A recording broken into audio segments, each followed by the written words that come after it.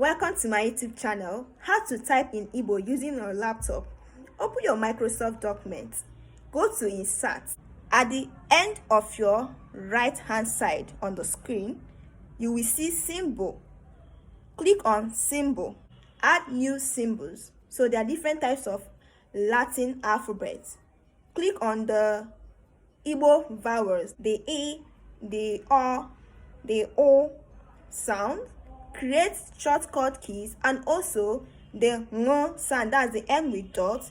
Create shortcut keys with your laptop. For instance, you can add up Control O as your O sound, Control Q as your O, capital O with dot, Control U as your small letter U with dot, Control E as your U with dot, capital U with dot.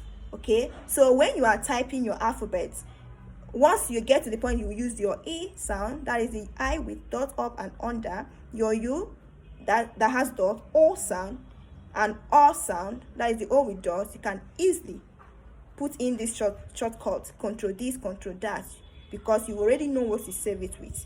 Then you can type in Igbo language. This is a Word document. See you in my next video. Kindly hit the subscription button. I still remain your favorite Igbo language teacher.